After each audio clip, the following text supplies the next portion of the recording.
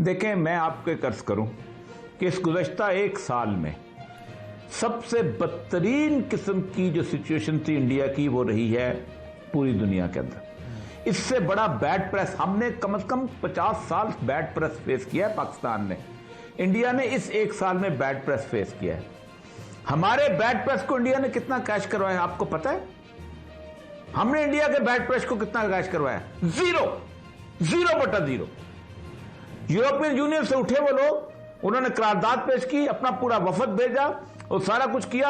आपको अंदाजा है कि इंडियंस ने उसके ऊपर बाकायदा एक उसके निगेशन में गुफ्तगू की। हमने उसको उठा के, कितने लोगों को पाकिस्तान के अंदर पता है कि पाकिस्तान की फॉरेन ऑफिस जो है उसके अंदर वो जितने साफी थे वो लेके निकले। आपको पता है उसने कॉलम के अंदर जो लिखा है अपना गिलानी साहब के दामाद ने, उस औरत का किस्सा, हमें उससे पता चलता है इंडियन से कि वहां ये कुछ भी हो चुका है। लेकिन आप मुझे बताइए, फिर पाकिस्तान की एम्बेसीज जो हैं, they are running as normal as they were. आपने कभी ईरानियन एम्बेसी को देखा था? अल कुदस के जमाने के अंदर उनकी दीवारों के ऊपर तस्वीरें भरी होती थी, वो एक एहतजाज का मंजर पेश करती थी पूरी दुनिया के अंदर।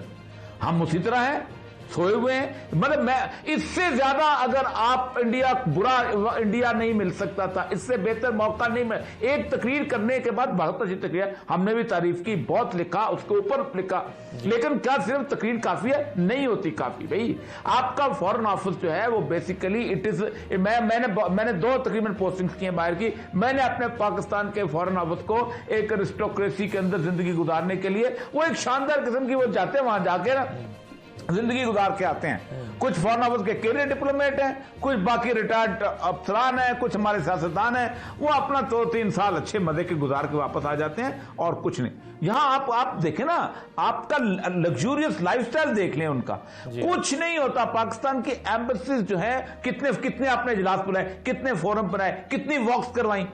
मैं आपको जिस वक्त ताइवान की एम्बेसी थी ना, ताइवान की एम्बेसी चाइना के खिलाफ हर दूसरे हफ्ते वॉक कराती थी वाशिंगटन डीसी के अंदर। आपने कितनी वॉक्स करवाई? पाकिस्तानी करेंगे, फलां करेंगे, भाई कब कितना करें, कितना दुनिया पूरी। और फिर सबसे बड़ी बात यह है कि इस वक्त जो सूरत हाल बनी हुई है, आप मुझे बताएं कौन कौन आपके साथ खड़ा हो सकता है। मलेशिया की हम बात करते हैं, मलेशिया के अंदर आज हिंदू पॉपुलेशन जितनी ज्यादा है, महातिर मोहम्मद उनके सामने का उसका नायब खड़ा नहीं हो सकता वहां पर। उन्हें इन्फ्लुएंस है, हर मुल्क की अपनी मजबूरी होती हैं।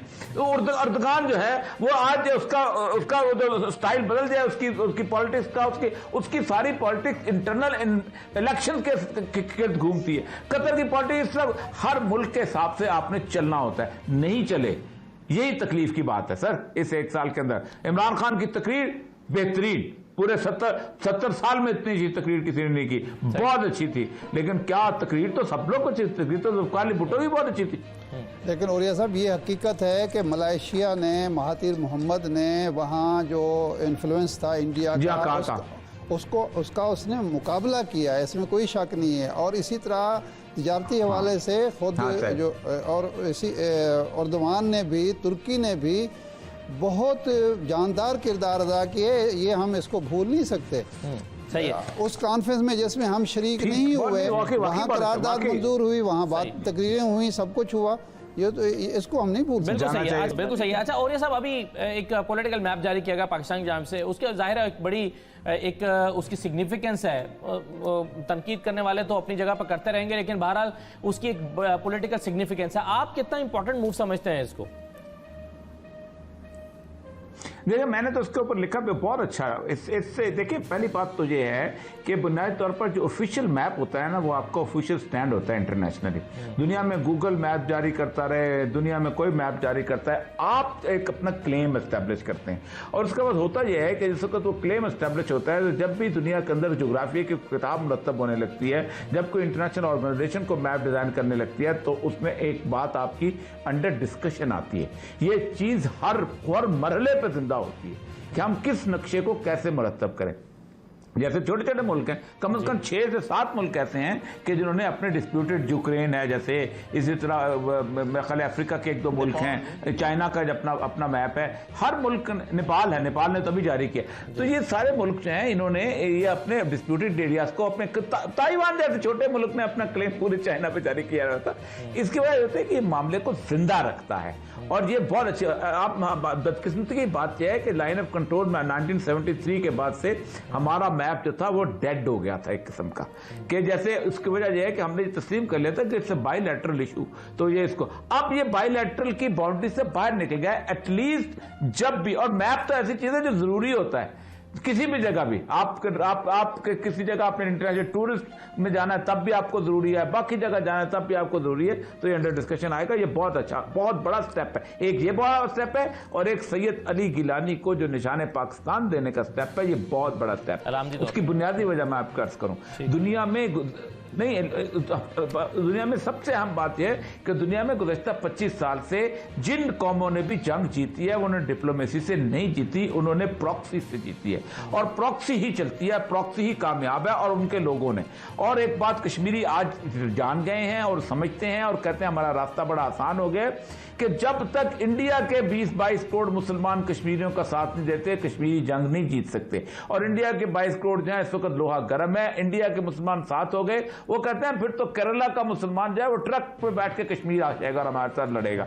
और वो लड़ते हैं। वियतनाम आप देखें इसी तरह आजाद हुआ, अफ्रीका के 4-5 ममालिक है उन्होंने, मोज़म्बिक का मसला कैसे हल हुआ, इसी तरह हल हुआ। लोग उठे, लोगों ने स्ट्रगल की, सब कुछ किया और वही बात जो थी वो उन्होंने आगे फिर उसको साबित किया कि किस तरह उन्होंने। तो प्रॉक्सीज को सपोर्ट करना चाहिए जैसे दुनिया करती है और करनी चाहिए, मॉरली भी करनी चाहिए और प्रॉक्सी उन्हीं की अपनी इंडिजिनाइज्ड होती है उसी से करनी चाहिए।